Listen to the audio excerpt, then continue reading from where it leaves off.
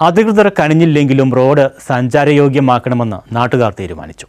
തകർന്നടിഞ്ഞ് സഞ്ചാരയോഗ്യമല്ലാതായി കിടന്ന പരുമലപ്പള്ളി പനയനാർക്കാവ് റോഡാണ് റെസ്റ്റാർ കലാ സാംസ്കാരിക വേദിയുടെ നേതൃത്വത്തിൽ നാട്ടുകാർ നിർമ്മിച്ചത്. ഈ റോഡിൽ കലുങ്കിന് സമീപത്തായി വലിയ കുഴികളും വെള്ളക്കെട്ടും മൂലം മാസങ്ങളായി ഗതാഗതം തടസ്സപ്പെട്ടിരുന്നു. നാട്ടുകാർ പലതവണ റോഡ് താറുമാറായി കിടക്കുന്നത് സംബന്ധിച്ച് അധികൃതർക്ക് പല നിവേദനങ്ങൾ നൽകിയെങ്കിലും നടപടി ഉണ്ടായിട്ടില്ല. ജില്ലാ പഞ്ചായത്ത് ഈ റോഡിന്റെ പുനർനിർമ്മാണത്തിനായി 11 ലക്ഷം രൂപ അനുവദിക്കുകയും ടെൻഡർ ക്ഷണിക്കുകയും ചെയ്തുവെങ്കിലും കരാർ ഏറ്റെടുക്കാൻ ആരും മുന്നോട്ട് വന്നില്ലത്രേ.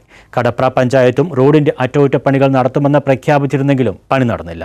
തുടർന്നാണ് അധികൃതരെ ഇനിയും കാത്തിരുന്നാൽ നാട്ടുകാരുടെ നടുവൊടിയുമെന്ന് മനസ്സിലാക്കി നാട്ടുകാർ തന്നെ സംഘടിച്ച രംഗത്തെത്തിയത്. മെറ്റൽ പൊടിയും മറ്റും ഉപയോഗിച്ച് താൽക്കാലികമായെങ്കിലും വലിയ കുഴികളും വെള്ളക്കെട്ടുകളും ഒഴിവാക്കി റോഡ് സഞ്ചാരയോഗ്യമാക്കി. റെഡ് സ്റ്റാർ രക്ഷാധികാരി ഡൊമിനിക് ജോസഫിന്റെ നേതൃത്വത്തിൽ Baby Kulathil, PC Anandan, Joji John, Aji K George, KT Santhosh, Biju Mathew, Jaison V John എന്നിവരടങ്ങുന്ന സംഘമാണ് റോഡ് നിർമ്മാണം നടത്തി മാതൃകയായത്.